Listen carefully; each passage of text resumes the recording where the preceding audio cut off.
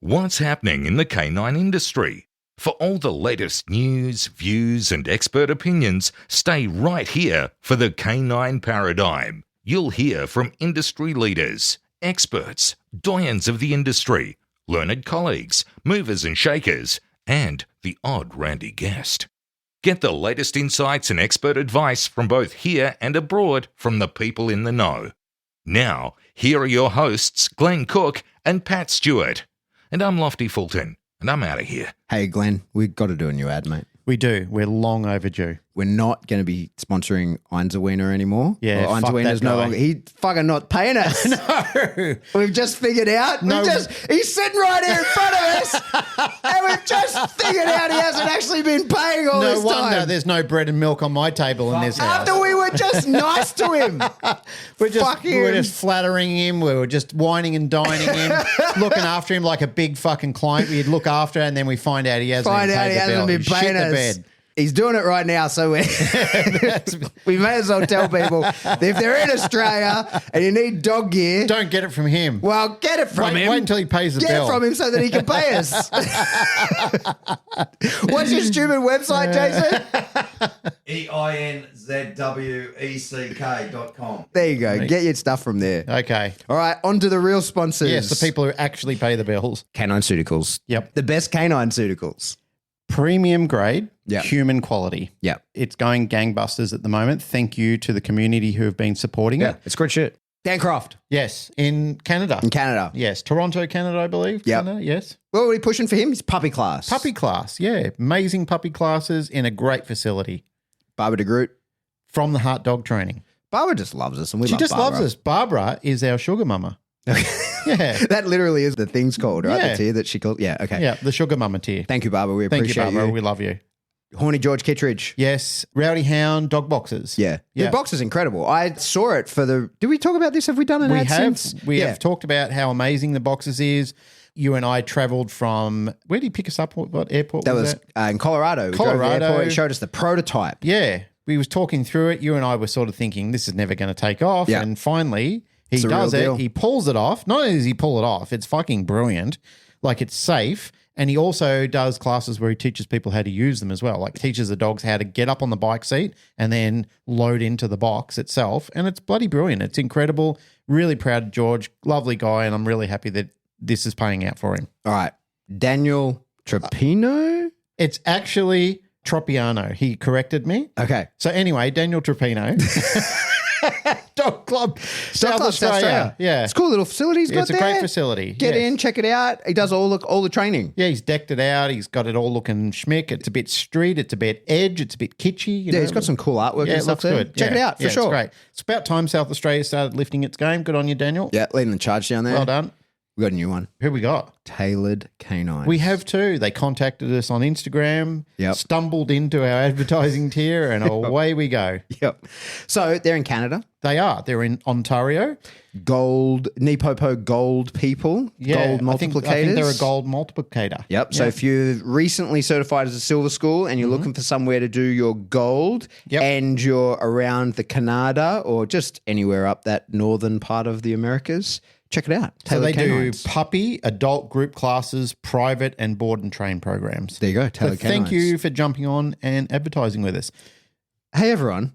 If you would like to be an advertiser, Don't do it. reach out to us. Shut up, you buffhead. So I know that on Patreon, and we appreciate people just putting money in there. That's wonderful. Yes. But we do have to limit how many people we have. And so get in contact with us. Make sure that we actually can serve you and that we actually, can provide you value as an advertiser. And that you align with our ethos as well. Of course. That's very important. That would be appreciated. To recap, our sponsors are, and the people we love because they give us a lot of money. Yes. Well, it's not a lot of money, but some money. Yeah. Einzelwick, he promised he's going to do it. I'm looking at him now. I'm looking at the reflection of him fixing Has it. that gone through yet? No, because It's still New South true. Wales has got shit phone service. Dan Croft, puppy classes, Yep. cool facility. Barbara DeGroot, Amazing. Sugar Mama. Love her. From the Heart Dog Training. George Kittredge, Rowdy Hound Dog Boxes. Daniel Tropino, Dog Club. Troppy Daniel, Dog Club South Australia, Yeah. and new to the family, Tailored Canines. Yeah. All the way from Ontario, Canada. So we've got 2 Canadians. That'll do advertising. Yeah. That'll do. Mostly from the United States. One from Oz. Well done. Well played. Thank you, sirs and madam. Check them out. They support us. You Yeah. should support them. Yep. Here's a show. There's a show now. Here's a show.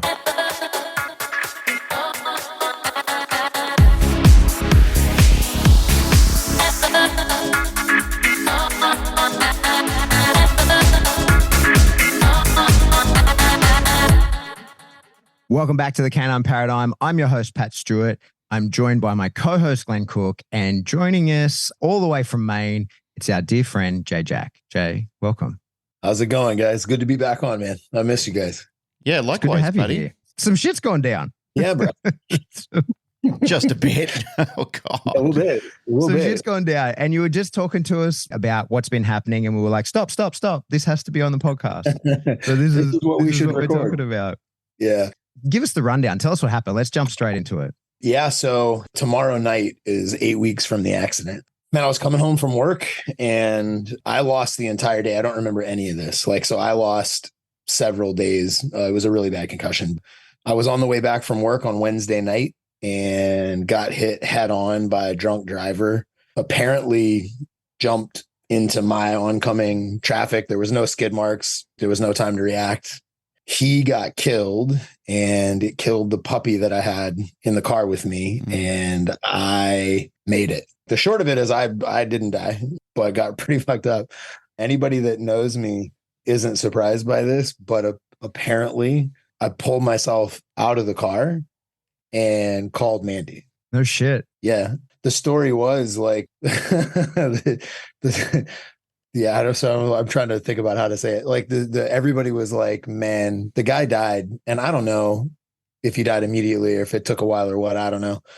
All I know is that I pulled myself out of the car and I checked. I don't remember this, but I know me. I know the way I think and I know the way. Yeah. Mandy would kill the guy. If he killed her dog, Mandy would fucking kill him. No question. She'll kill him. Yeah. And there's no question in my mind that if he wasn't dead, I'd have killed him. You know what I mean? There's no question. Apparently, I pulled myself out of the car, checked and made sure the dude was dead, and then called me. Oh my God. And it was I was in a wreck, and she didn't really know how bad it was because I called her. I handle emergencies fairly well. I do well in duress, you know? And so I guess I called her and was hey, look, I was in a wreck and it's pretty bad and whatever. But I was talking to her and she's like, okay, and she's handling it as if it was a car wreck. When the paramedics pulled up, I was standing, leaning against the guardrail and they pull up. So my leg was broken in 7 places and 3 of them were compound. They were sticking out. Mm-hmm. My leg was just a noodle. There was just completely disconnected. I was just pockets was dude, because he got to the hospital before Mandy did. And he was I saw your bone marrow dripping. It was just a bone sticking out. Actually, Mandy took pictures of my leg before they fixed it. So if you want to see them, I'll get her to send them to you if you want to look at shit like that. But I was standing against the guardrail and the paramedics pull up and they're treating it holy shit, this is bad. I was here, let me give the phone to them. They can explain it. Cause she was where were you coming from? And I'm I don't know. She's what happened? I'm I don't know. I was in a car wreck. That's all I know. And I give them the phone and they were you need to get here. Cause he could lose his leg. He could die. This is not good. And she was oh shit. So it was kind of surprising to her how bad it was based on the way I was acting.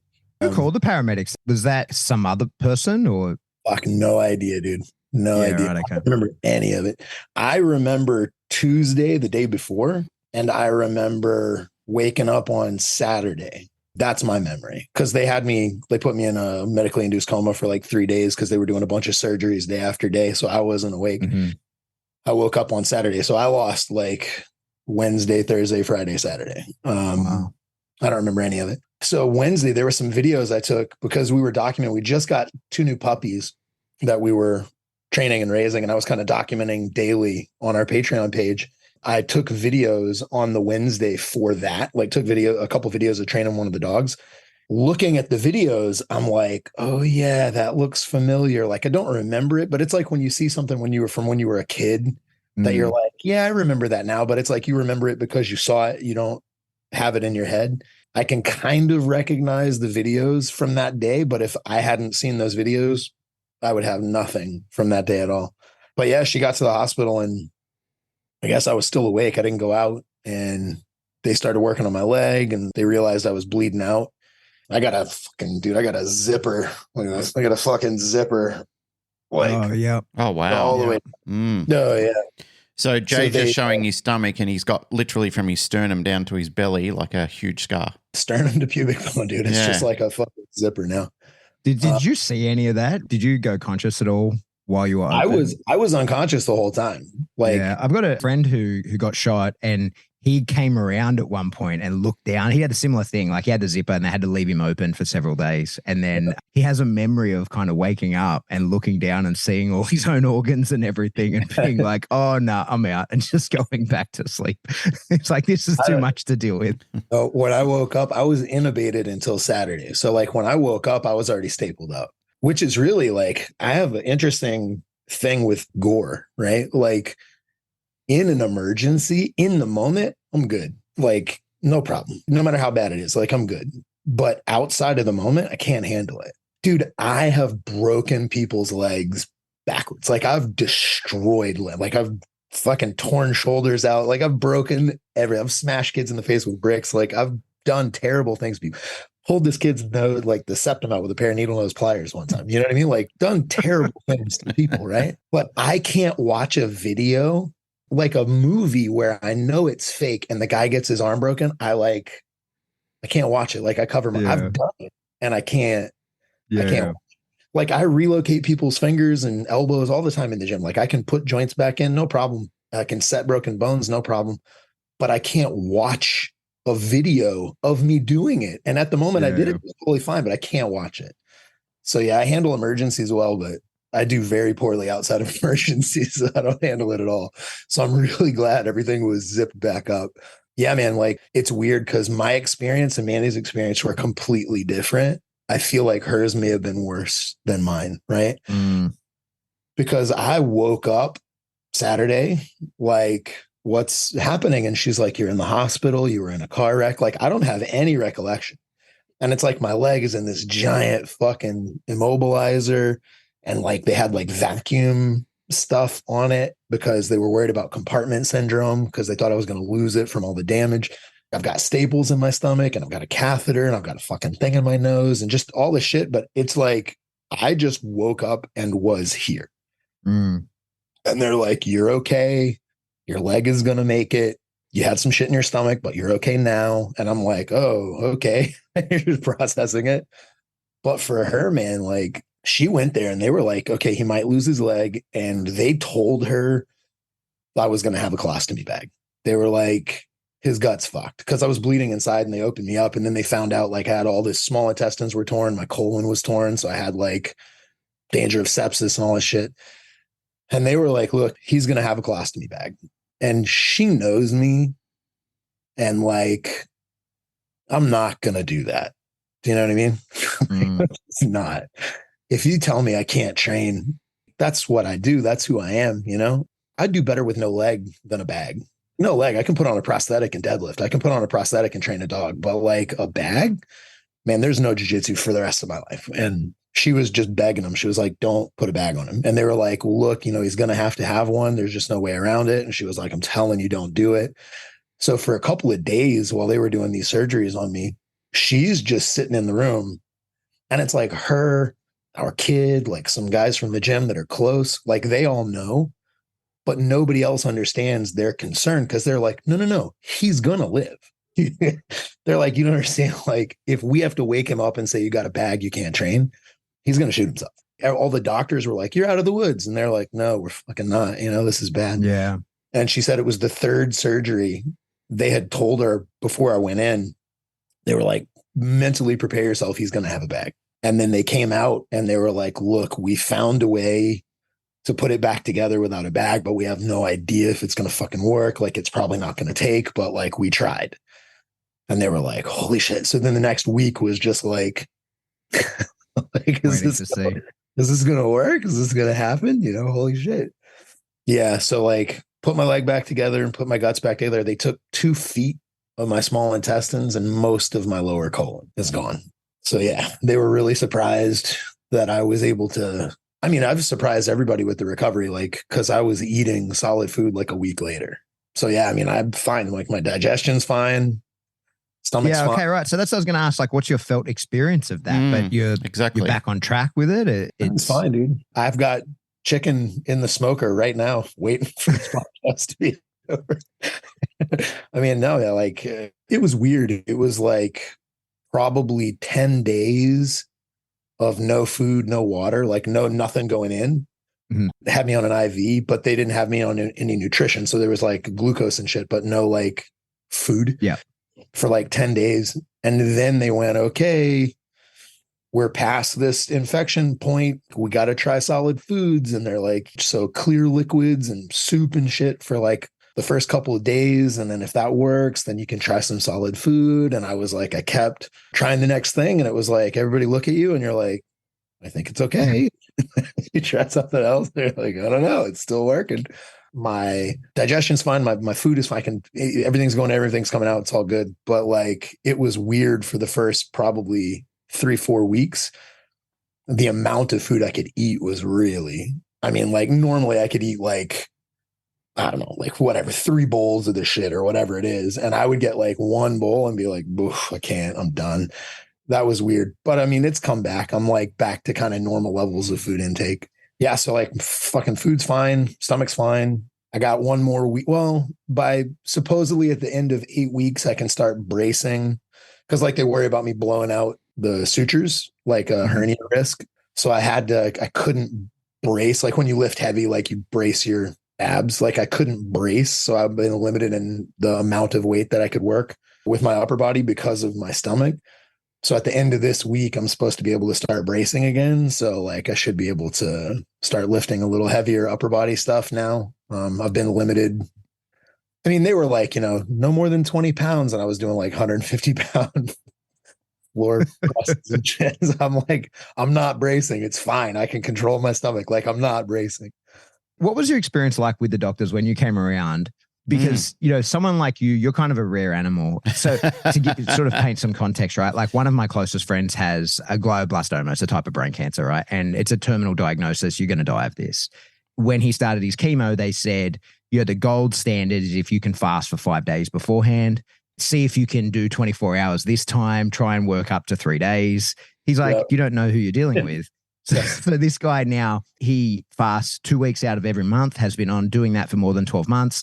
He's still in better shape than me, has turned his brain cancer, but it hasn't grown at all, which he's off the chart now. Yes. And so his experience with the doctors, that they're confused by him, but they're interested because they're like, oh, we can do things to and for you that no one else can endure, and we can test protocols. And so that was one of my earliest thoughts when I was watching your recovery stuff. I was like, oh, he's either going to be the biggest pain in their ass and not do anything they're told because he thinks he knows better, or they're going to experiment on you and they're going to be like, oh, okay, well, how far can we push this with a person who will not whinge to me and will not push it? So like, tell us a bit about that and your experience of it. It's interesting because from their perspective, especially in America, they give you the instructions that they would give the worst person. The instructions they give me, the pamphlet they give me, and the pamphlet they give the 65-year-old, never been an athlete, like complains about everything, refuses to cooperate. We get the same packet of instructions, which is clearly not. It's like, to get back to dogs, it's like that whole, train the dog in front of you. Mm-hmm. They do not do that. It's like, here's the packet, and that's kind of crazy. But it's like when they give me those things, there's part of me that's like, not to it annoys them because I am sort of educated. Like I'm not a doctor, but like I've been around this shit for a long time and I study and I research and I know what I'm doing. Yeah. And so I'm like, okay, we're not doing 12 weeks of that. And I'll say to them, like, look, 12 weeks is what you're talking about is ABC. And they go, yeah, but that's what I have to tell you. And I'm like, that's fine. But like, we're going to move faster than that. We're going to go faster than that. In the beginning, they get really annoyed with me because they're like, here's this dickhead who's like, I'm going faster than that. And he's pushing and he keeps doing the stuff that we haven't asked him to do. And they're like, this is going to fuck you up. And then a couple weeks in, they're like, oh no, he's doing it. And then they go, oh, okay. And then they just get the fuck out of the way. They're like, all right, we'll let you run. And then I kind of use them as check-ins. Like, here's the plan I have. This is what I think we're doing. And they're like, all right, check back in 2 weeks and we'll see. And then they're like, okay, it's working. So Now we're going to adjust the timeline or whatever. But in the first couple of weeks, it's the worst. Because in the first couple of weeks, unless they know me, like now my PT has rehabbed me through like 5 different surgeries. He knows. So I didn't have to go through this with him. I show up and I'm like, here's what we're doing. And he immediately has me doing stuff the doctor is like, don't do any of that. And he's like, no. He's saying that for liability. I know you, I know your body, I know the surgery. We're good to go. But like, if they don't have a history with me, which none of the ER docs did, man, they get really upset. We butt heads about it. I'll tell you this. We had this thing. There was almost, I'm going to do this against medical advice. You need to get the fuck out of my way. Like, it was really bad. They have the NG tube in, right? I have to have it in because the fear is if I take it out early, my body's not going to process and it's going to start coming up and I'm going to aspirate or whatever, you know? So it's like a legitimate, you really can't take it out early. You got to wait until you're ready to take that out. That's a medical, like, serious issue. The problem is I have a fucking horrible gag reflex, like a really, really bad. Do you know what I mean? Bad. Yeah, like I can't. Yeah, like I think about shit in my throat and I'll start to puke. Like I can't. I have a terrible gag reflex. So this tube, this NG tube that goes down my back of my nose, is making me gag. So like when I feel it or think about it or like whatever, I'll go, and it's making me gag. So that's a problem because they're like, one of the criteria, the main criteria for when you're ready to take your NG tube out is when you're no longer nauseous. Right. But it's making you nauseous. It's making me gag. And so I'm in the hospital and like for the first couple of days, I'm like, ugh. And dude, like my guts are all fucked up. So like I have this pillow that I have to use to squeeze into my stomach when I gag to hold my intestines in. So because if I don't just go like that, it'll just blow me out. Right. So I'm like squeezing a pillow into my stomach and dry heaving. And they're like, yeah, I got to keep it in a little longer. And after like 2 or 3 days, I'm like, I think this is the tube. I think the tube is making me gag. And they're like, well, because I'm sure everybody that says anything, just like, shut up. You don't know what you're talking about. And I'm like, man, I think that's what it is. And then a couple days go by and I'm like, this is definitely what it is. Cause I am not nauseous. I'm telling you, it's this tube. And they're like, well, we'll give it another day or 2. And I'm like, the longer I wait, I can't start eating food until after I've had the tube out for like a day. And I can't take the tube out until I stop gagging.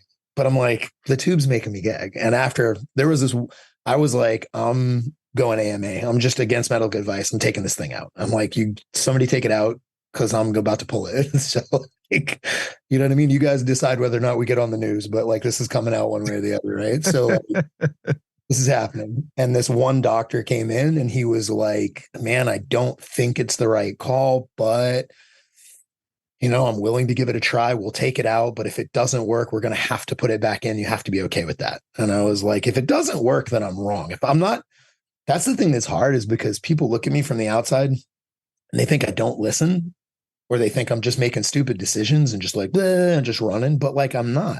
I figure out through like talking to doctors or talking to PTs that are educated and know about me or understand, or like see me for me and not just like read me the riot act. Right.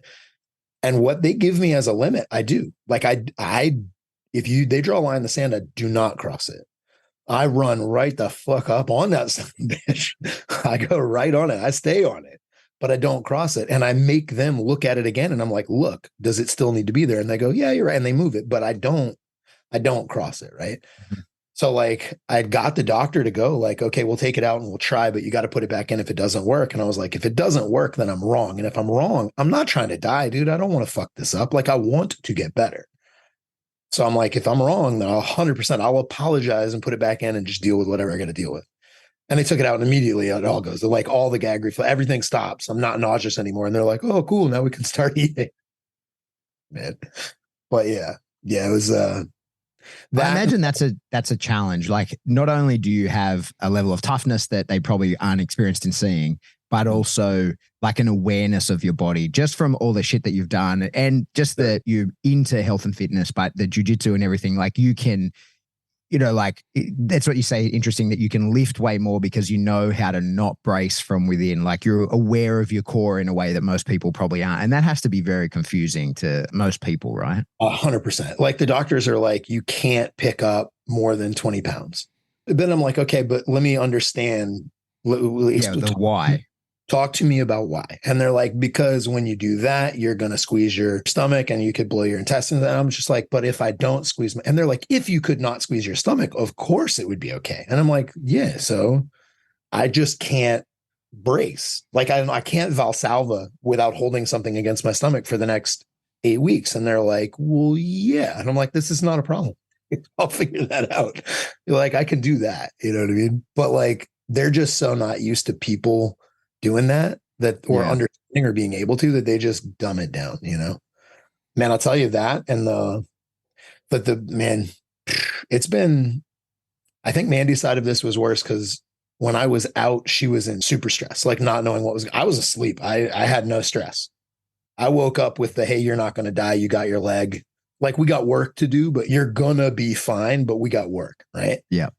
But she was in the is he going to lose his leg? Is he going to fucking die from sepsis? Is he going to have a bag? Like, what's going to happen, And then again, there was a period where I was an invalid, like completely. Like the first couple of weeks, like they wanted me to go to a facility, not a hospital, but like a respite, a rehab facility. Yeah, you know what I mean? And they wanted me to be there for, I don't know, man, a couple months. And then neither one of us wanted it. I was like, I want to go home. I just want to fucking be home.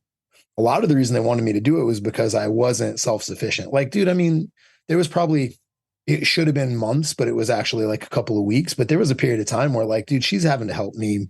I'm sitting on the toilet and she's like helping me bathe because I can't, if I reach my arm up for too long, it starts to get tired. You know what I mean? Like I can't, I can't reach down. I can't bend because of my stomach. So I can't reach my fucking below my knees to wash. So it's like, she's like bathing me while I'm sitting on the toilet, and that's crushing for me. For her, it's no big deal because her part of the brain is like, I'm helping somebody I love. That's not a problem. She could do that without issue. Like I could do it without issue, no problem.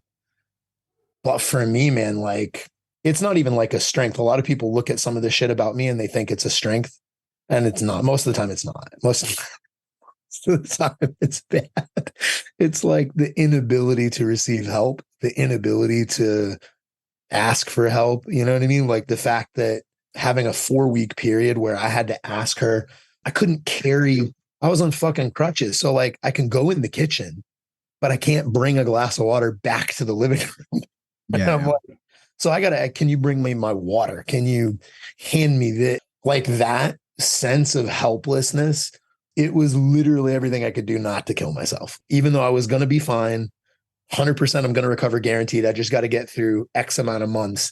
The persistent, repetitive thought of you can't live like this. Like this is not okay. You can't be this thing was just like probably 3 weeks. I stared at a wall and was non-responsive because the only thing I could do is just try not to die. It's like being in solitary. Like there's nothing to do and you can't you just zone it out.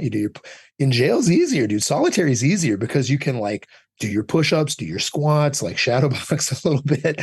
And I'm just sitting here. I can do breathing exercises and I can stare at a fucking wall. And that's all I could do. And for me, that's incredibly difficult. Mandy had to watch me go through that and not be able to really help. And I think that's super challenging. Oh, the thing was, I was in the hospital, and when I was in the hospital, I had a catheter and I wasn't eating anything. So I wasn't shitting. And at some point they're like, okay, you got to get back on solid food. And I was like, yeah, no problem. But I hadn't really thought it through to the end. and they're like, okay, so, you know what I mean? I try to eat some food and I'm like, I'm keeping it down. And they're like, all right, so we're going to have your wife come in and show her how to help you with this bedpan. And she's going to have to wipe you. And I was just like, no. As soon as they said it, I was like, nah, we're not doing this, dude. I should have been dead at 18. I'm 50. I've had a bonus years more than I deserve. I'm good, man. This has been a long enough run, dude. No, sorry. And it was one day they were like, I mean, they got to get orderlies to come in and roll me up on my fucking side. You know what I mean? Yeah. And I was like, okay, what's the next thing? And they're like, well, if it's not a bedpan, then there's this toilet that sits beside your bed, and you like get help to get yourself in it. And then they sit and watch you while you shit, and then they help you wipe, and then you get back in bed. And I'm like, and then after that, it's the bathroom. They're like, yeah. And it's going to be like weeks at each stage or whatever. And they're like, the nurse, you're supposed to ring the nurse, and the nurse comes in, and I'm like, I've taken all my shit into the bathroom. Like, I got out of bed and fucking crutched my ass into the bathroom. Well, I didn't even have any crutches, so I'm just like, I'm like balanced fucking, do you know what I mean? Like hobbling in the bathroom. And they're like, what are you doing? I'm like, I'm going to the fucking bathroom. They're like, this is not okay. You can't do this. And I'm like, no. Look, this is happening. We're skipping both of those stages and we're going straight to the toilet because I'm fucking not doing that. But it was like, dude, I had a catheter and I had my IV and an epidural. So it's like these stands. And then my leg was still in this vacuum pack with like a motor that was like pulling shit out of it. So I was like dragging all this stuff across the floor to get to the fucking bathroom. First, they were really annoyed by me, but then afterwards, all those nurses were like, oh man, you're inspirational. But at the time they were like, would you fucking stop? Yeah. I can relate to what you're saying, Jay, to a far less degree. When I was a kid, I used to go snow skiing quite regularly. Long story short, it was the last run of the day, and I was doing stupid tricks off moguls in the snowfield, and it went badly, and I crashed and came down hard, and I thought I'd dislocated my shoulder. By the time I got to the medical hospital up there, they said, yeah, look, it is a dislocation, but when you get to the bottom of the mountain, you're going to need to go to the proper hospital and have it thoroughly checked out. Once they did check it out, they realized it wasn't just a dislocation. It actually broke the top off the rotator head and torn a lot of ligaments. So it wasn't just a reset. It was putting it all back in place. So they did that. I've got titanium in my shoulder, and it was an absolute fucking mess. I was in hospital for a week just with that. And I literally, thinking about you talking about the toilet episode, I remember them saying the same thing to me, and they wiped my butt once. That freaked me right out. Like, I really, that lack of independence was quite challenging for me. I really suffered internally over somebody else having to do that job. I did the same thing as you did. I pulled myself out of bed, I grabbed my IV and walked into the toilet and passed out in the bathroom and ended up shitting myself because I was so stubborn about it. But they said to me, just for the next couple of days, this is how it's going to go down because you've just had major surgery. You know, you've been under 6 hours in general anesthetic. It's how it has to be. And I'm not, comparing apples to apples. I wasn't in a car wreck. I had my shoulder done, but I understand how that feels, that part of it. I've spoken to women who had babies and they've said, Glenn, there's no thing that doesn't happen when you have a baby. Like everything's out, like you got to do all these sort of things, and doctors are poking and prodding all over the place and doing all that stuff. Like that's their job. They're used to it. They see everything and they do everything. But I had never experienced that before, and I never realized how the helplessness of the situation was quite demeaning to me at the time. And then you're right. The next 6 weeks was recovery time, and the first 2 weeks was just terrible. It was just sitting there in pain, having to take high-level painkillers all the time. And I was in the prime fitness of my life then. I was kickboxing. I was doing all the things that I loved. I was 20-something years old, I think, 21 years old when it all happened. It was just crazy. I thought, how unfair is this? So what I want to actually do is I just wanted to quickly roll back to the night that I found out it happened, because that was quite jarring for not only me, but also for a lot of people, because we were all asleep in Australia at the time. And I remember I had my phone on. I usually leave my phone on at night. And I had my phone on next to me in bed, and I heard ding, ding, ding, ding. And all these messages started coming through. And I'm thinking, this is really unusual. Like every now and then it will be somebody sending something through from America, and then I'll just press silent on the phone. But the feverishness of it was incredible. So I grabbed my phone, I had a look, and it was literally the Rolodex of IACP people. Melanie Benware, Josh Moran, like all these people started messaging me going, hey, dude, you need to see this. Like your buddy Jay's been in a bad wreck and it's not looking good. Immediately, I was just pitched. I jumped out of bed and I thought, holy shit. I was having conversations with a few people and I said, what's happened? What do you know? And they said, not much news, but it's been on the news. there's been discussions about Jay being involved in this accident, and it's touch and go for him at the moment. So we're trying to track down information at the moment without being too invasive, and we don't want to rattle anybody that's connected to him because I'm sure that they're off their head with worry about what's actually going on. Pat's an early riser, so I messaged Pat and I said, hey, man, check this out. Something really terrible is going down with Jay. And Pat had the same sort of reaction. You know, we were both quite rattled about it. And like you do when things like that happen with a friend, you're trying to find out what's going on, what can we do? Because the whole community just felt this jarring sense of uselessness and helplessness because we're watching this event rolling out with you and it just didn't seem real. It was one of those very surreal moments. But as we started to get more information and it started to appear less likely that you're going to pass away from the event, what I really loved was the legacy that you have set within the community, because there was just an outpouring of absolute love and support from people that I thought didn't even know who you were. But there were people all over the world that I was reading their messages, and even people that I was in conversations with. Pat and I were over doing the PSA Nationals, and I think it was during that time, and people were talking to us about it then. There were people in the UK, there were people in Europe, there were people all over Australia that I could just see on forums very, very concerned about you and wanting to support you and wanting to send well wishes to you and Mandy about this whole event, and were just absolutely torn up about the whole thing. So that's one of the areas that I tell people in this whole industry that we're in. One of the most important things that I believe that we can do for people is create legacy and leave a legacy behind. And I can see that from how people responded to it, the incredible legacy that you've already set of how many people wanted to be involved and wanted to help you on your journey and wanted to be a part of your recovery and so forth. So this has been the most emotionally challenging thing I've ever gone through. Yeah. For a number of different reasons, like the lack of independence and the like not knowing what's going to happen and just all the bullshit. But like another part of it is like the amount that people have emoted. I don't know the right word. You know, the amount that people have in my head, it's hard to see the impact that you've made from where you're sitting, especially since I don't do that. Like, I don't know. Like somebody would ask me, like somebody goes, oh man, that video got a lot of views. I fucking don't know. I don't look.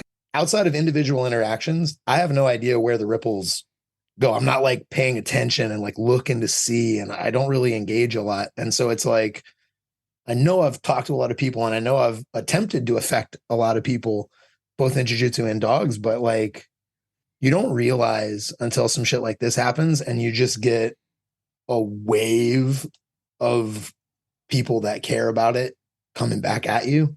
And that's like, that's tough for me, man, because it's like, I just don't do well with that shit.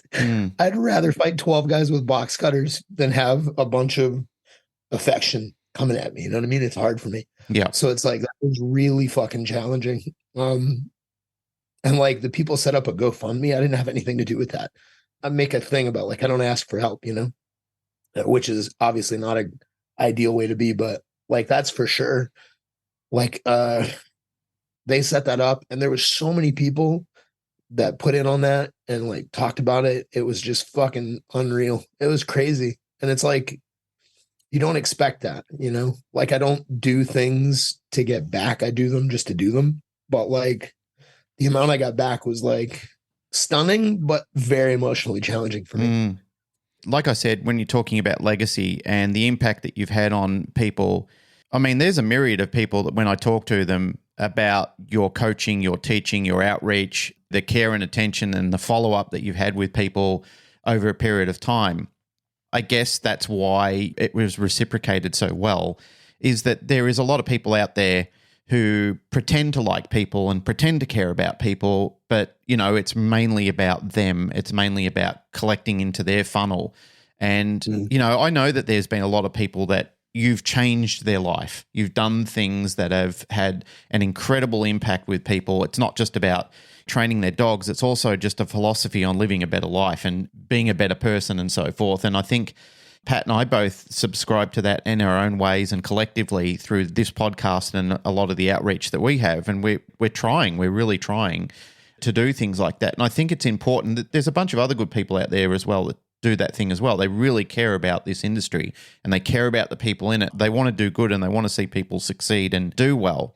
But like I said, mate, you don't really fake that. You wear your heart on your sleeve and you carry it. You know, like I can't think anything. Yeah, you are who you are. And I think it's refreshing because a lot of people have to wear masks to fit in, to pretend to be somebody. Like they have to show this different persona of who they are because they think society won't accept them if they see that's who they are. So along comes you, you're rough, you can be, you know, you've got abrasive language and everything. Sure. And I've always loved it. It fits in well with me. But it does for so many other people as well. Like a lot of other people think this is completely different to what everybody else does. Like everybody else is trying to put on a show and dress up and impress that way. And along comes Jay.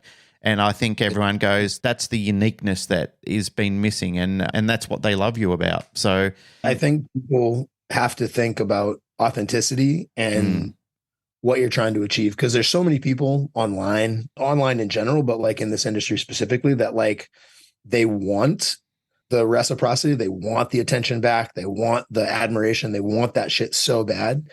But I think the reason that I have any of that is because I'm not trying to get it. Like I want to help people. I try as hard as I can to help people and I don't want anything back. In fact, I'm uncomfortable getting things back. You know what I mean? Like I don't want any of it back, but it's like, because of that, you can see it. There's just this massive amount of, you know, reciprocity that comes back to me. And it's like, I think that people that chase it don't get as much of it. And I think the people that get the most of it, I think are the most authentic. You know, I think that you can really just be authentically who you are. I think it opens a lot of shit for you, you know? I was thinking about you a lot as it happened. And as I sent you a message, just sort of, I know you pretty well because I think we share a lot of things in common. And so I was like, oh, I'm going to leave him alone. He knows, like, he has my support. He knows that. I'm not going to harass him because it's the worst thing ever when you're like, hey, man, how you going? You're like, you know, I'm fucking unwell. Like, I don't want to pretend, you know what I mean? But I'm glad that you kind of see it. And I want to say it out loud, even though I know you know this. But I think that the support that you got, that GoFundMe, the number on it is just a metric. Like it's something that gives you something to measure. It's not that you want or expect anything from everyone, but it's a thing that you can look at and go, holy fuck, like that is the support. And I know that you don't like receiving things back. I know how hard it is to accept that kind of help. It's interesting, you know, talking about, I was thinking as you were saying it, if the roles were reversed and it was Mandy in that position, you wouldn't hesitate. It's really difficult. I get it. When you are the helper of someone, and especially when it's someone you love, like, I'm happy to be doing this. There's no resentment. There's no nothing. There's nothing like that. And in fact, it often gives you a sense of pride to know that you can be that for the person, but you just cannot turn that around when it's you that needs the support. I understand that totally. Like I've never in a situation the same as yours, but similar enough that I could empathize and be like, I know the fucking dirtiness of that feeling. And it's so hard to turn that around and be go, okay, well, I would happily do this for others. I have to let them happily do it for me. But I think, you know, observing the support that the industry gave to you, first of all, the dog industry, and I know there are a lot of jiu-jitsu people that were involved in everything as well. And it actually kind of warmed my heart quite a lot because I was like, wow, that's everybody coming together over a shared thing that we love, which turns out to be you, right? But I think that the way that you would look at it, and I know that you would have done this, is like, oh, this is a measure of the influence that you've been trying to achieve something. Yeah. This is the measure of having achieved it. Because then when you find yourself in the position of being the person that needs help, as much as you fucking hate to admit that, as much as you hate to be that person, the help that comes your way, you have to see that as the measure of the help that you've given others over the period that you've been available to do so. Yeah, 100%. Well said. Like, it's one of those things where, again, like, I don't do anything to get anything back. Like, if I got $10 million in the lottery, I would do everything exactly the same. You know, like, I wouldn't change anything. The only reason I take money for any of the activities I do is because money makes the world and I got to get it. Yeah, It's you like, have to. You got to dig a ditch or do this. You know what I mean? But like, I do what I do because it's what I'm called to do, you know, like, but it's like, man, you want to help people and you want to make a difference and you hope. It's like raising your kid, I'm guessing. Do you know what I mean? Like you put them out, like you have this thing, you have this microcosm where you affect this person and you raise them in a certain small way, you know, and then you push them out. And it's like, I don't interact a ton with people after that. You know, I hear about stuff or whatever, but like, I'm not the guy that's like fishing for compliments or trying to stay in their life. I'm just like, I hope that worked and I move on to the next project. Yeah. But like, you don't realize until some shit like this, you don't realize how much you've affected until, man, like it's crazy that GoFundMe. It's not just the amount of money or whatever, but like people leave messages and people like you can see, like a lot of people do anonymous, but you see names and that they did it. And it's crazy because it's people from 20 years ago. Mm. There's a kid, he's not a kid anymore. There's a guy who the life lesson he learned from me was unfortunately the one that ended our fucking relationship. But it's like, it's one of those, this is a matter of honor. And like 20 years later, like I wish well for the guy. We'll never speak again. I wish well for you. I hope you learned what you needed to learn from that. And I hope you're doing really well. Like I have no bad will towards you, but like there's lines in the sand, you know what I mean? And like, that's the lesson that kid had to learn was that there are lines and you got to be aware of them and you can fuck relationships up if you don't watch the lines. And that guy, 20 years later, like that guy donated something. Yeah. I mean, which is crazy because even though the lesson was a spanking, like he still got something out of it enough that was like, no, that was important. You know, that's the testament, mate. Love comes in many forms, you know, and sometimes it's soft and sometimes it's fucking hard. And like, I think that you are known enough to provide that. And sometimes sometimes it's violent, but it's never without thought. I think that's the main thing. And I think that like we've all probably been in situations where you think, fuck off, it's hard done by that person. And then when you're on the opposite side of it and you then have to give that lesson to someone else, I think that's the moment of reflection where you sit down and go, oh, fuck. Not only did I need to hear that, but I'm thankful that I did. I'm sure that's, I don't know the specifics, but I'm sure that's exactly what happened with that situation. Oh, yeah. Yeah, man. Like, dude, the kid that there's this guy that made a video. He made a video, like he's a jiu-jitsu student, but he made a video and it was really touching. It was like just this whole thing about how his life was all fucked and like turned him around and got him to stop drinking and taught him how to teach jiu-jitsu and encouraged him to open a gym. And he has a gym probably 20 miles away from me. Like I encouraged him to open it, even though it's still in my market. I'm like, I don't care, dude. Like I support you. It's fucking great. Like your guys get a discount, whatever. So it's like that guy made a video and it was really moving and really touching, but it's like, dude, probably 10, 15 years ago, something like that, when he was just coming up and he had just started to get a little bit like he'd just gotten a blue belt and he was kind of helping with classes and he was like just starting to get a little bit of power's the wrong word, but like some kind of like substance. Yeah. You know what I mean? And he like, it just like that went to his head and he was acting like a real dick. And like, man, he was helping teach. And he said something shitty to somebody, like something like snooty. And I was like, hey, man, what he meant to say was blah, blah, blah, blah, blah. And I like kind of called him on it in front of the guy, was like, he didn't mean that, blah, blah, blah, whatever. Picked on him a little bit. And the guy walked off, no problem. Turned around and looked at him and said, you'll never teach here again. I love you, but that's not okay. Like, you'll never teach here again. And so you can train here. I'll help you. But like that'll never, you can't talk to people like that. Like, that's not okay. And so like, wasn't allowed to teach and like eventually moved away and opened his own gym and started teaching. And we were still speaking. Wasn't bad, but like he opened his own gym. After he opened his own gym, he was like, oh, dude, I get it. All the lessons. I totally understand. He's like, man, I had the exact same talk with at least 2 other people last week, dude. You know what I mean? And like 10 years later, he moves back to Maine and he's great. And he's got you know what I mean? It's wonderful. Yeah.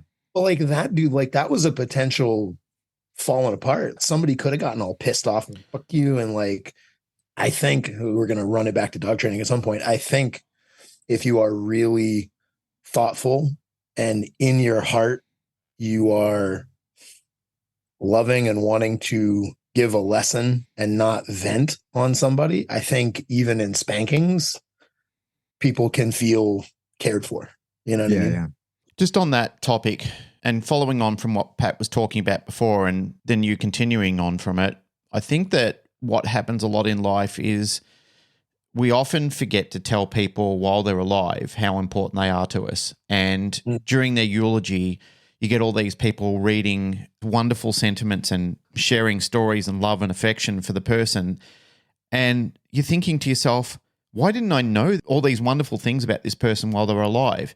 When Michael Ellis was here, him and I went for a long walk, and I really got to have an outpouring of love and appreciation for him and tell him how much he's done for this industry and how much he means not only to me but to everybody. And Michael's one of those people, he sees the sentiment and the truth behind it and understands that's really an outpouring of love and affection for him.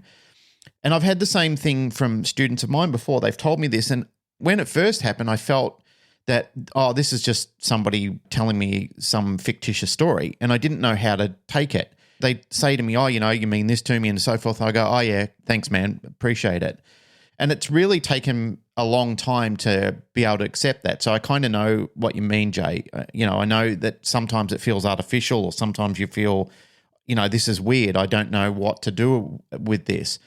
But more recently, when people have shown outpourings of affection, I realize that they're doing the thing that I recommend that people do is, if people are important to you, tell them while they're alive.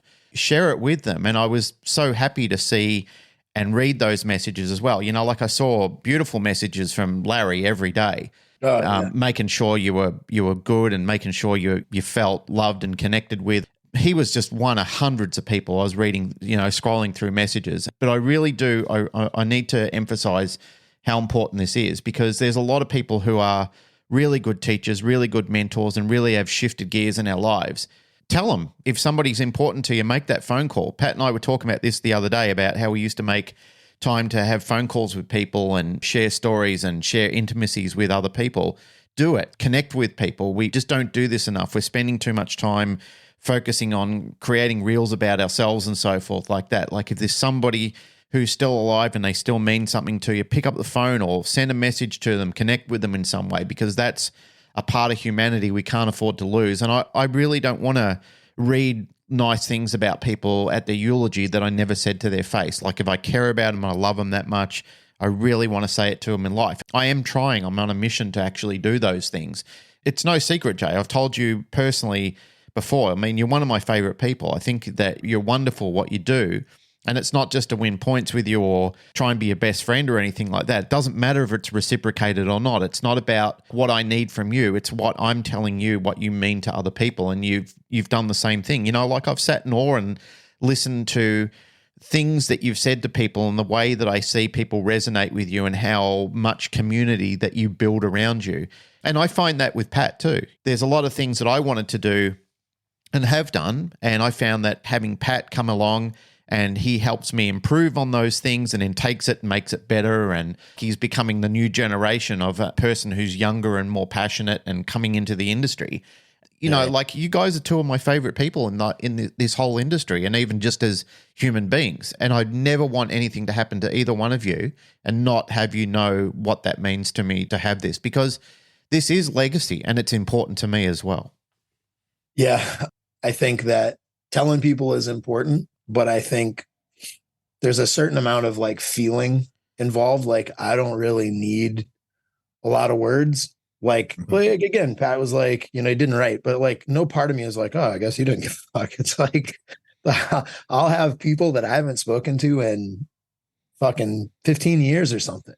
And it's like, I don't need a lot of upkeep. Like, the connection is still there. If it's real, if it's like a real thing, then it's still there. It doesn't need a lot of, day to day, like, hey, what you doing? And blah, blah, blah. You know what I mean? Like, it's a depth of connection that is there enough that when they're back there, you're like, there it is. Like, it just picks right up and it's the same. I prefer people with deep feelings and less words than people with more words and less feeling. You know what I mean? Somebody's like, man, I love you. And I'm like, if I don't feel it, I'm like, I appreciate that. You know what I mean? But like, and then there's somebody else that can just nod at you and you're like, I felt that. You know what I mean? Yeah. I think, yeah, for sure. Life is short. Tell people you love them, hug fucking people, make connections and keep them going, because fucking life's short, dude. Like, shit happens just out of nowhere. You wake up fucking dead. just gone. You know what I mean? Like shit like this makes you have I mean, I don't know, man. I made peace with death a long time ago. So it's like, it didn't make me more aware that like life can end because I've kind of already accepted it. But it's like, it makes you face that assumption. You're like, do you really think that? Like, are you really that okay? You know? But like makes me realize the moments that you let pass because you think you got a bunch of them, you really can't let pass, you know? I think the depth of feeling is more important than the words, but I think the idea of not letting those moments go because you assume you're going to have another one is really important. Yeah. To steal another song line, love is a verb. It's a thing that you do. It's not just a noun. Like you don't just say it. Yeah. I have a line that I have for everything. It's for people, for dogs, for all of it, right? Like I say, want for, not from. That's just a life mantra of mine. Want for, not from, right? So like, I think by doing that, that's what to me love feels like, you know, for, not from. Because the more you want from somebody, the less, I feel like it's inversely proportional. You know what I mean? Yeah. Like if I have this outpouring of like, I want for you, I need nothing from you, I want for you entirely. That feels like love to me, where you start, what do I need back from you? Like that feels like fulfilling your own needs. If two people love each other, if people love one another, then it works beautifully. It's perfectly balanced because both people want for the other one. So everybody gets their needs met, but it's not because you extracted or you wanted or you demanded, you know? So like for me, if somebody has that vibe towards you, it's easy to have a relationship and it doesn't need maintenance and it doesn't take a lot of shit. You can have very sporadic contact and it never changes the way it feels, because when you connect, it's always that feeling of they don't want from you, they want for you, you know? Which Man, is also I'm curious. hard to receive things. Yeah. Like, Well, that's not what I'm the curious vibe. about, right? Having been through this, you're a pretty stoic person, or like one of the most stoic. You know, a lot of people, when they have such a life altering near death experience, they wake up and it's like, oh, I'm going to change this and this. But I'm curious if there's anything for you, because you're pretty straight. Like, this is my life. This is how I live it. I live it the best way I can. No, Any changes? nothing, I love it. which makes me very happy because Yeah, that exactly. I wasn't wrong. Do you know what I Yeah. mean? Like if I were to be like, oh man, everything, I got to move, I got to start skiing or something, then it's like, either that's this crazy response and that's not real. And that's like my freak out overcompensation, or I have been living incongruent with what I am and just didn't know. Do you know what I mean? So the fact that nothing changed, like, so for example, I just replaced my car, right? I got the same car. At the same year. I got the same year. I got the same car. I didn't get the same color because they didn't have it, but I got the same fucking car. Because it's like, you didn't change anything.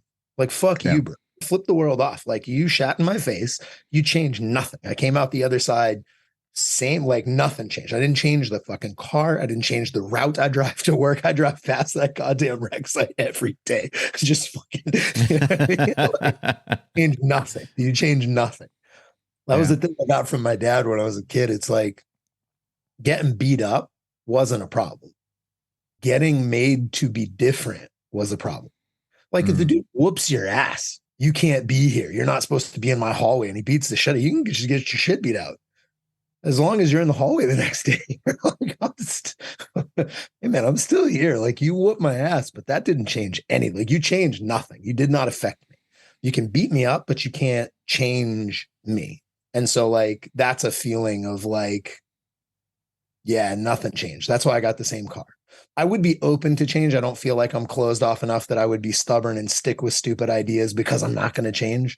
I feel like I'm open to change. I try to be introspective and grow as a person, but like, no, man, fortunately, I have lived my life in an authentic enough way and in a way that I think is congruent to who I really am, that there was nothing to change. There was no like, I got to get out of this career.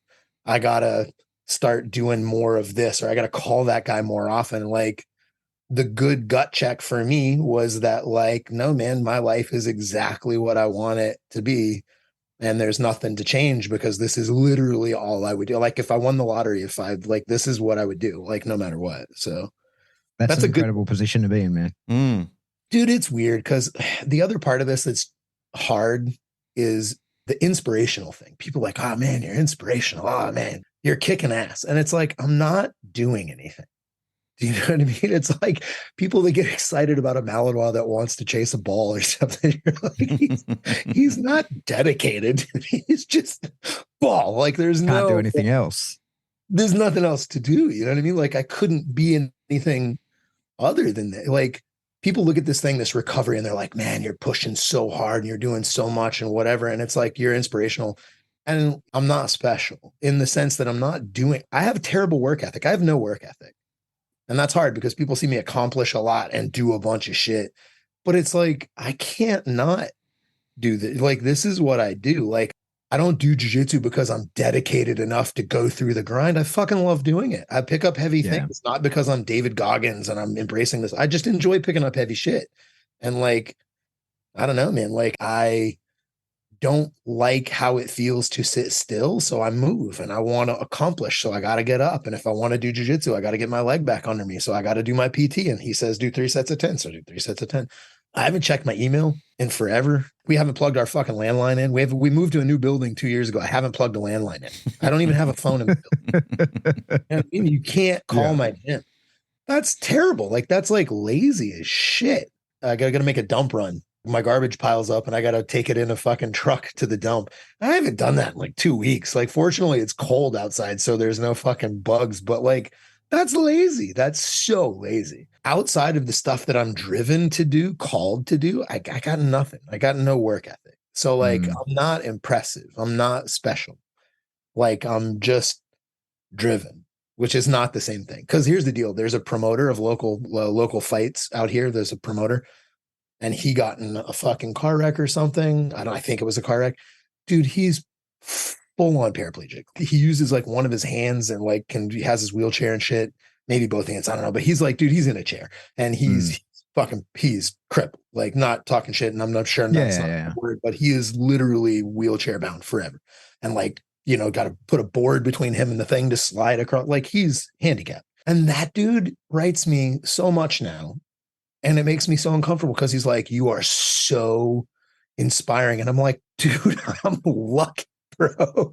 Like, I'm not doing, do you know what I mean? Like if I had your spinal injury, there's no amount of determination and grit that's going to get me out of the chair. I just got lucky as fuck. And I can move my leg better than most people in this injury. Like it's pure luck and following what I do. Like I'm driven to do this. I'm pulled to do this. I'm not pushing. Have you seen any of the stuff Sapolsky's doing lately? No. What's he doing? It's not the free will shit, is it? Yeah, it is. Yeah. So I'm really fucked up over this, right? Because for years I've been like, Sapolsky's our guy. Everything he says is true. He knows everything, and we need to treat every word that comes out of his mouth as sacred text. And now I've just found out he's a determinist, and he's like, you have no such thing as free will. Everything goes the way it's meant to go. And I'm like, oh no. I won't have either of you shit-mouthing Uncle Bobby, so just be careful. You're treading on like, thin ice, both of you. No, because I believe you. So now I think this is true, and now like, well, fuck, like it's just gonna be what it's gonna be. And he's not a determinist in the like spiritual, the timeline is written. He's like, your brain chemistry is what it is. You have the capacity that you have the willpower that you have, and you'll never have any more. And that was determined by your genetics and your early upbringing, and you will pass that on to the next people. Like, it's quite fucking scary and horrible. It's a weird thought. Because when I hear him talk about free will, part of my brain is like, I get all upset because fuck that free will. Like I determine my own fate. Fuck you. Like I make a choice. Yeah. But then the other part of me thinks it's a little bit of a semantic. Like if I flip a coin, okay, dude, the barometric pressure and the amount of inertia on the inscription in the thing, it couldn't have gone any other way than it went. Like at that moment with that gravitational pull and that inertia rotation, if you could recreate exactly the same, if I could make the exact same force and the exact same barometric pressure and the exact same, it would happen the same way 100% of the time. They did a recreation of the old movie, The Time Machine, and it was an Australian actor, Guy Pearce is his name or something like that. He was in Australian soap operas. Anyway, the whole point to it is he kept going back in time when he invented this time machine to try and save his girlfriend that was killed, and that was the inspiration for him to create the time machine. But every time he tried to save her, she just died in a different way because everything was written as it was. So there was nothing he could do because every time he saved her, she died a different way. And sometimes it was more horrible and gruesome than the other way that she died before. So those sort of things, that fucked with my mind when I saw that because I thought that's just not how I want time machine movies to work out. I want to be able to go back in time and change it like Bill and Ted or something like that, where it just gets better and you become rich and famous. But speaking on that, Jay, you mentioned before about if you won lotto, nothing would change. I had the opportunity to sit down with somebody who, this is years ago, a guy that he won a considerable sum in a syndicate, and I think each person got like $15 million each. It was a huge jackpot, and just by chance we're sitting down and talking, and he said that for him it was the worst thing that ever happened to him because it derailed him and he became something that he wasn't supposed to be. And he said, my life changed. He said, I was considerably unhappy after it happened. I was surrounded by sycophants, people who were advising me, people who were always trying to get my money off me, people who thought that I owed them a debt or something, that just because I won this money that I had to give it to him. He said, in the end, I literally did give it all away. And he said, now I've returned to my lifestyle. And he goes, and I found that I'm happy again because this is who I'm supposed to be. This is the bedrock that I was set in. And this was the life that I was supposed to have. And again, that was one of those fuck around moments for me. I kind of thought, well, how could that be? Like, how could you not want a better house or a bigger car? And he just said, I don't know. It just didn't work out that way. None of those things made me happy. It felt like it was carving a bigger hole in my chest, and it just made me more desperate to return to my roots. And he said, and then when I did, I found out none of those things mattered. What mattered was being true to myself and just living this life that feels normal, where I can go camping and I can disappear and go off grid for a period of time. And he was a dog guy as well. And he said, just being with my dogs, he said, those were the important things. And I'm happy going back to work and doing all those things. He said, it's kind of like I've had this major disruption for several years in my life, and then I've just reset on my path. And I know that's not always the story. I mean, some people just go, yeah, fuck it, I'm giving up work and, I'm buying the Clampett house. And the depression rates in Aboriginal, third world country, out foraging for roots and berries and shit. Like, the depression rates are so much lower than the Millionaires Club. So different. Like, having a purposeful life is kind of the key to happiness. There's a book that was actually really important to me. It's out of print now. It's called Power Therapy. Power in the sense of Nietzsche power, which most people don't understand because they immediately think about power over others, but power as in the definition of resistance overcome, right? This book, Power Therapy, was a psychiatrist, and he was talking about how self-efficacy, the ability to navigate your world skillfully and have purpose, I need to accomplish this to get A, B, and C to occur. Like, you see the resistance set out ahead of you, you have to overcome the resistance, you skillfully overcome the resistance. That's the key to happiness, right? And talks about trying to make a more authentic life. And if you can't, you hear dog stuff, my approach with dogs in this as well, because the most direct path is doing the thing, go live in the woods. Get rid of all your shit, live in the woods, forage for roots and berries. You'll be fucking ecstatic. You know what I mean? Like, if you could actually make yourself live the life that we were primally designed to live, small groups of really connected community, all working together to, get goods and services. That's it. That's the shit. That's perfect. Right. So it's if you can't do that, then you do surrogate activities. You pick random shit that might not be directly related, but it still gives you purpose and goal and the Community. idea of overcoming resistance, right? I mean, I follow that approach with dogs, obviously. That book was super important to me when I was younger and learning how to put my life together.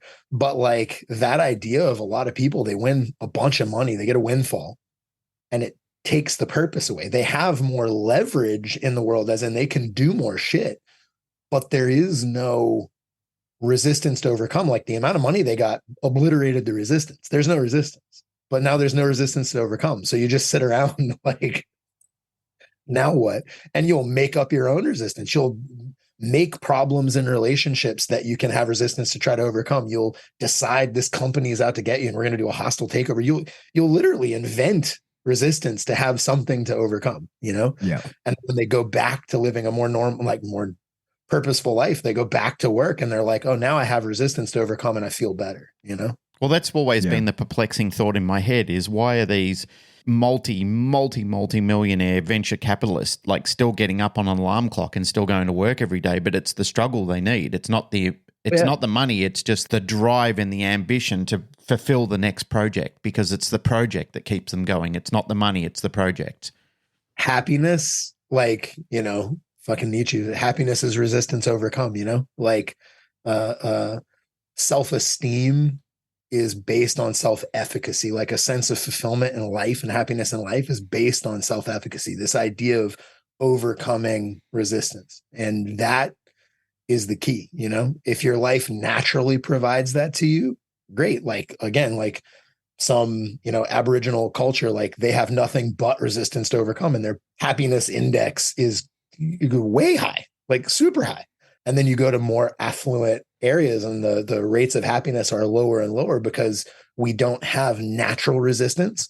We either manufacture it or we live in its absence. And sometimes the way that we manufacture it is not healthy. Instead of like going to the gym and learning a new language, like, you know what I mean? Like manufacturing a thing that is going to be productive for you to overcome, they'll just start arguing with their wife, like self-sabotaging themselves at work. And like, but they're going to create, it's like we need resistance to overcome and our brain seeks it, you know? So it's like, if you don't have it provided for naturally, you have to invent it. You have to make it up. I mean, again, since it's a dog training podcast, like that goes back to dogs to me. Like that's literally what it is. How many times have we taken a dog that's super destructive, given him a job, and now he's all good? It's like, if you don't provide the resistance, they're going to make it because that's nature. Nature is overcoming resistance, you know? Yeah. It's never about the pursuit of happiness. It's about the happiness in the pursuit. Yeah. It's the just successful, because if you succeed too easily, it wasn't resistance. You're not happy. And if you fail to succeed, you don't have self-efficacy. That's a blow. It's the just, man, almost, I did it. Like that's where you're happy. Mate, talking dogs, you very sadly lost one of the dogs that you just got in the wreck. Let's not poke that wound. We'll talk about you. We'll talk about you all day, but let's not poke that. But tell us about, you have another dog. You've got a young dog. How's that going? Has that been something that you can lean on? Are you training? Jazz told me that she told you to do some shaping, which probably made your head explode because you're stuck in a chair. Yeah. Oh God, I hate shaping. Yeah. So in the beginning, man, I was like, we had been planning on these puppies and I was healthy and I was all amped and ready to go. And we started daily updates on Patreon and I was like going to lay out all the training, you know what I mean? And it was probably 3 weeks after we got him that I got hit, maybe a month, but like 3-4 weeks max. And I got hit. And dude, it was like all of a sudden, I train differently than a lot of people do. You guys know, but your general pet people, like they immediately start working on obedience and all this kind of stuff. And for me, I want to develop our play relationship. I want to get like lifestyle situated, like the windows, right? I want the dog to have the ability to turn on when it's appropriate, turn off when it's not worried. You know, he's housebroken in the sense that he knows not to poop in the house, but he also knows not to go bananas. It's like, that's reserved for these times. I'm way before I worry about sit down, stand, who gives a shit? Like that's way later. That's super easy, way later. Yeah. And so like I'd spend about a month going with both dogs. It's one of those weird, you don't want to say like, God damn it, it's hard. You don't want to say like, it might've been better if it was the other one. Right. But like we have 2 dogs and both are extraordinarily well bred. They're great dogs and they're both going to do really well. They're both going to perform really, really well. But Sue, the one that is still here, has a little bit of nerve, not crazy. I remember talking to you about it before the wreck, right? Just a little bit, just like going through a little fear period. And he's past his fear period. He's good. But like, he's just, if somebody he doesn't know goes to pet him, he has a whoa and kind of hunkers down a little bit. And that's not, I wouldn't have selected for that. I mean, I wouldn't have been like, that's the dog for me. But like, he's here and that's what it is. And so we're good. He's got toy drive. If I play it right and I, like he'll hang off a toy, but like he's not one of those in the middle of the weirdest situation you can pull out a toy and he will lose everything for the toy. Like he's not that dog. It's just not. Great prospect, gonna be a great dog. He's a perfect lifestyle dog, like general lifestyle, comes to the gym, hangs out, is cool with dogs, cool with people, not environmentally timid, like take him anywhere. He'll play games, he'll do some sports. He's not going to be a rock star unless he ages into his development and discovers the game, but like at this point, he looks like a medium to good sport prospect, a perfect house dog, medium to good sport prospect. How old is he now? He's 8 months, right? Okay. 8 months. Maddie, the one that we lost, was a fucking monster. Like, took him to the grocery store, parking lot, shit's going, show him a toy, hang off the toy, smash him into a shopping cart, doesn't give a fuck, like nothing, like no fear, no timidness, drivey, like lose himself inside of the toy, no self-preservation, which sounds bad for most people with a lifestyle dog, but to me, That's I'm the like, dream. yes. Yeah, that's the dream. Yeah. So like we got 2 dogs. One was like the fucking pinnacle and one was like really, really nice. And we lost the one that was like the monster. Yeah. That sucks. Yeah, that's tough. We've already talked to the breeder. They had another litter, really good dogs. So we're getting another puppy out of one of his litters. It'll be probably February, March before we get it. You can't replace, like it's not we got to replace that dog because there's no such thing as replacing a dog. But there is a hole now because both of us, it's like we always have, like there's a shadow. Each person has their shadow, Yeah. Right now we have one shadow. So it's like we're getting another one. So that should be moving forward. But it's like, man, after the wreck, I could barely move.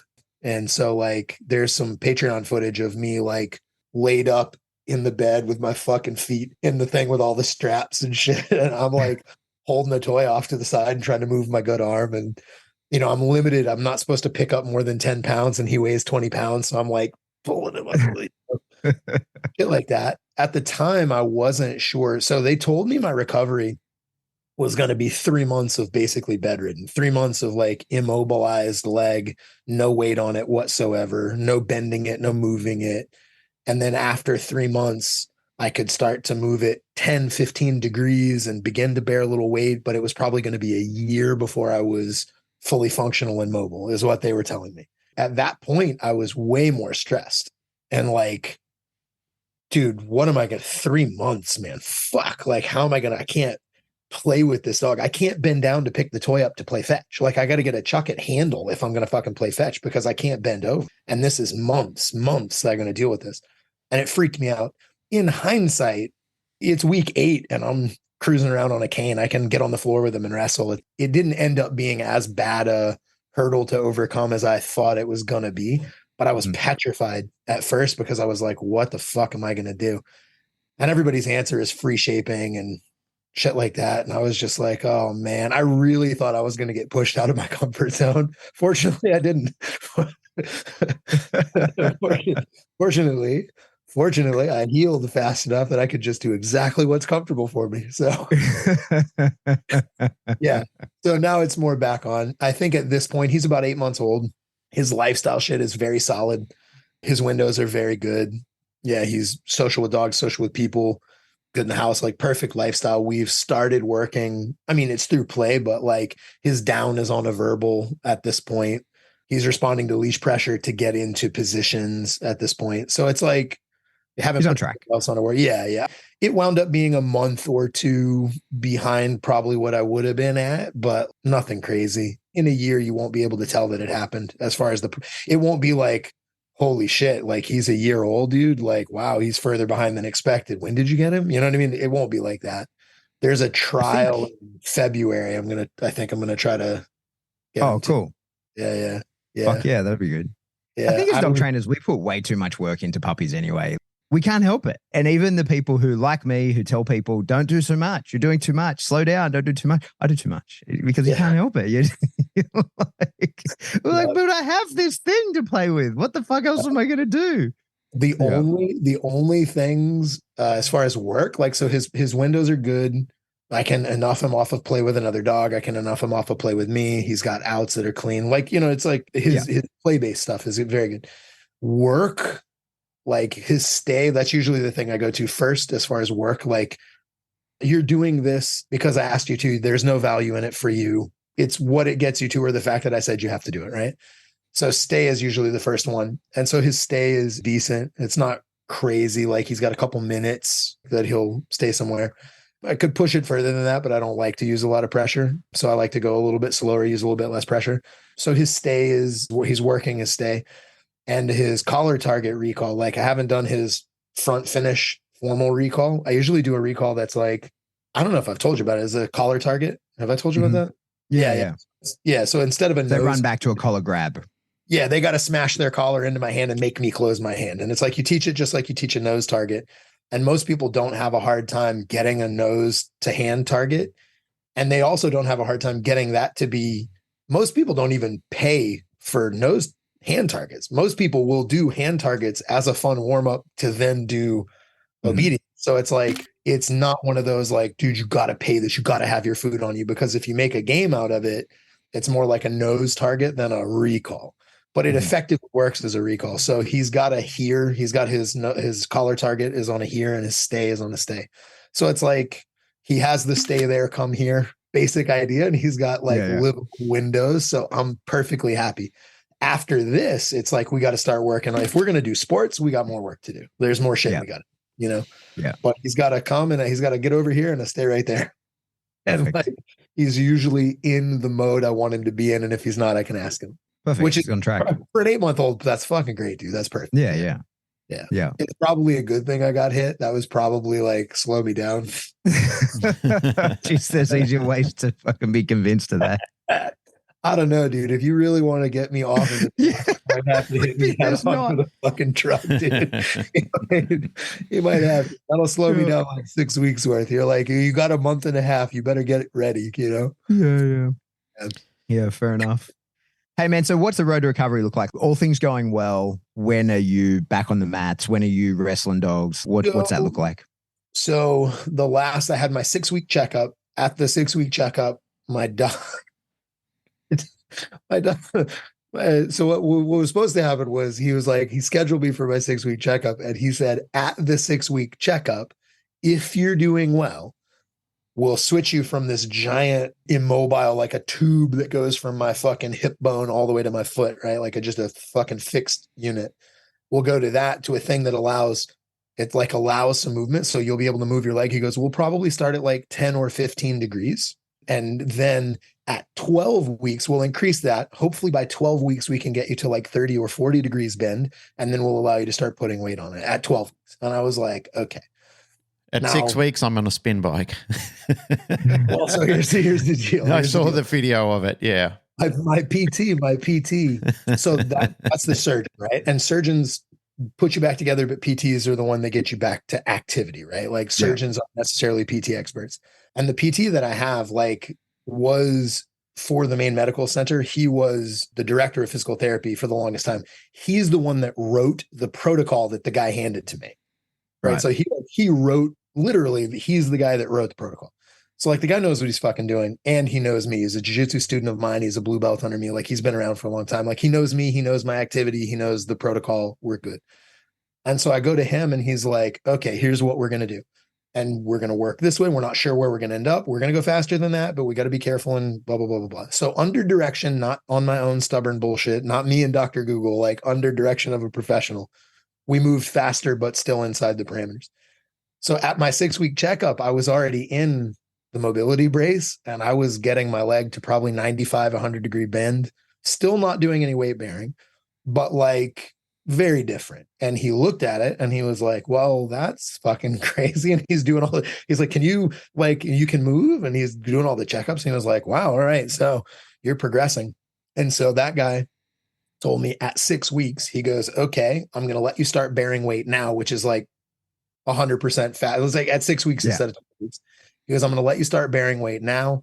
He's like, I'm guessing probably 2 weeks at like 50% of your body weight on that leg. And then another 2 weeks at like 75. And then maybe by the last couple weeks, we'll get you to 100% body weight. He goes, I'm anticipating at week 12, you'll be no restrictions. So like no cane. Like I'm not athletics. I'm not like doing athletic. Yeah. Like if I'm walking through the grocery store, nobody knows I'm fucked up. Right. And so I'm like, okay, you say 6 weeks. So I'm thinking probably, do you know what I mean? Like, dude, look, all right, ready? So there's no cane. So I'm standing up. There's no cane. Yeah. If I walk around for a while, I'll start to have a little hitch in my walk. And so that's why I use my cane. But I've been on the cane for like a week. So I'm already at like 100% body weight. So yeah, it'll be a couple weeks. I mean, if the doc says 6 weeks until I'm unrestricted, I'm guessing 3 to 4, maybe. Awesome. And I'll be unrestricted. And at that point, I can start doing athletics. And I mean, I'm doing my little spin bike and I'm doing exercises and I'm lifting weights and shit. But like, when I say doing athletics, I mean getting back to like, I'm going to build a fucking squat back up to 500 pounds, or I'm going to fucking build my deadlift back up, or I'm going to practice jiu-jitsu again. And I'm teaching class. I'm very limited. I can still move my body and do some things, but there's a lot of things I got to get this other guy to demonstrate because I can't do it with my leg yet. Yeah. By week 12, I mean, so it's week 8 right now. So I'm guessing another week to 2 weeks, between 2 to 4 more weeks. And I should be able to start doing jiu-jitsu again. Me and Mandy got to get back on the email to update this because she canceled, based on what they said, we canceled everything until like June. Mm-hmm. Because they were like, he's fucked. You know what I mean? And like, he's going to be fixed in a bed. And like, after that, it's going to be this really slow comeback. And like, I can't play tug with a dog. How am I going to get on a plane with this immobilizer on my leg? And so she just canceled all this upcoming shit. But the truth is, the next seminar I was supposed to have was January 23rd. That's in another 6 weeks from now. Like, there's no way. And I haven't made the announcement that I'm coming back to seminars at that point yet because I don't want to say it and then disappoint people.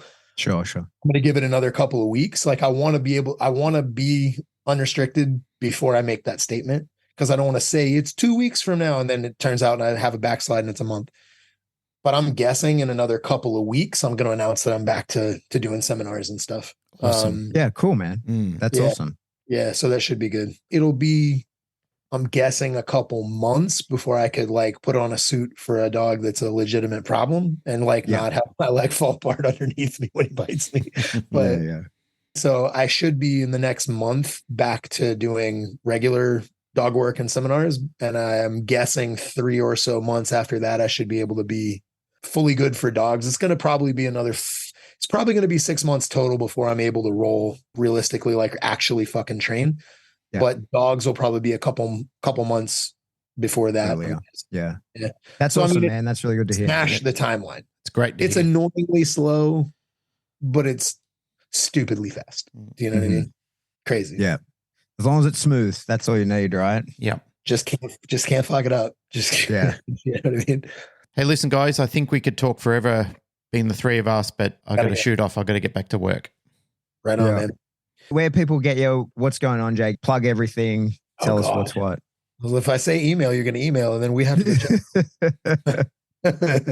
So nldogs.com is the website. If you want to, if people want to look at Patreon, there's Next Level Dog Talk on Patreon. There's less than daily updates, but I'm still doing updates with Sue. And when the next puppy shows up, we'll get back on a little bit more of a timeline. The more I can move, the more content I'm making. Because a lot of my time is spent literally chasing rehab shit and not so much thinking about making content. But we're still doing updates with Sue probably every couple of days.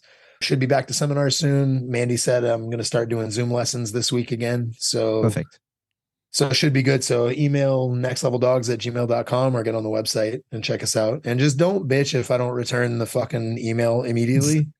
Because like nothing's changed. I didn't get hit by a car and suddenly go, I got to check email more often. Like I'm not all of a sudden a dedicated businessman. I'm still the same shit. Love it. Oh man, thanks for doing it. I appreciate you giving us the time. I appreciate you having that conversation with us. I know there's some shitty things to talk about, but I really appreciate you doing it. And I know that people listening, a lot of people around the world have been, who don't necessarily have a close relationship with you that they could reach out and talk to you personally, but have been really fucking worried about you. And so this is a good way to get the whole story to everybody. And I really appreciate you doing it, man.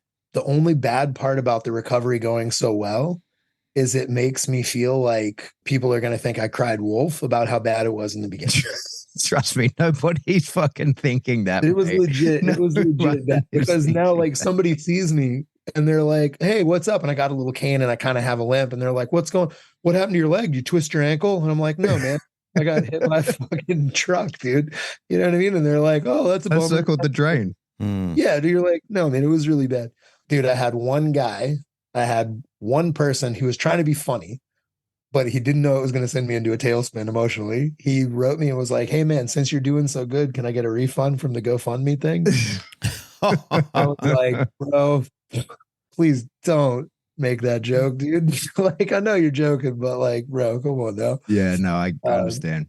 But yeah, so hopefully people will realize it's a good recovery and not that it wasn't a big deal. It was legit bad, but I think everybody knows it was a so big well deal, that I man. feel like people think I'm crying wolf about how bad it was. Don't worry about that for 1 second. Nobody thinks that. Everybody's just going, holy fuck, look at this tough.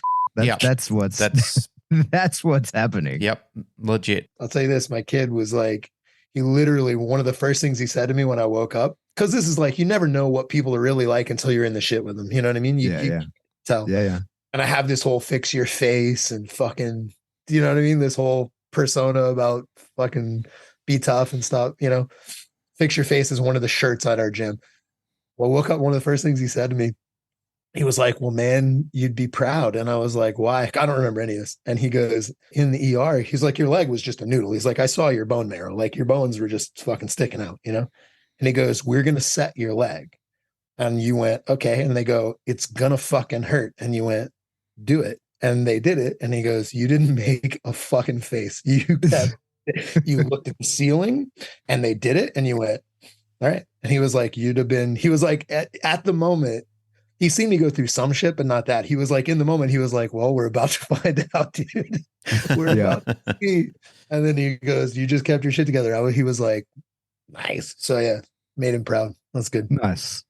Glenn, anything to add? Nope, I think we've said it all. Just glad to have you back on the road to recovery, mate. And thanks. Keep being you. Keep being you. Yeah, no, you're welcome, mate. Right. I couldn't said, do anything else if I tried, bro. Yep.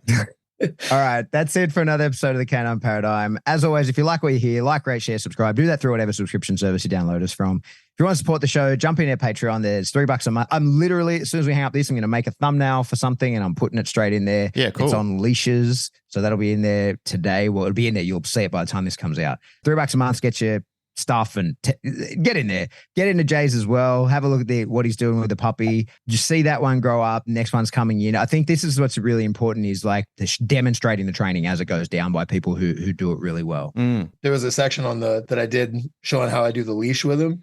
And I could not stop thinking about you telling me it's knee popo. That's all I every time I was making a video, I was like, this motherfucker is going to say it's knee popo. All good training follows a simple principle. Mm-hmm. Oh, you can get a t-shirt. Get a t-shirt. Why not? Fucking do it. Look rad in it. Get that from Spring. Or if you want to get in contact with us, best way to do that is to jump into the Facebook discussion group. There's about 10,000 people in there, all being kind to each other. No one's being a dick. So let's keep it that way. Absolutely. Or if you want to shoot us an email, we are info@canineparadigm.com. Love you. Goodbye.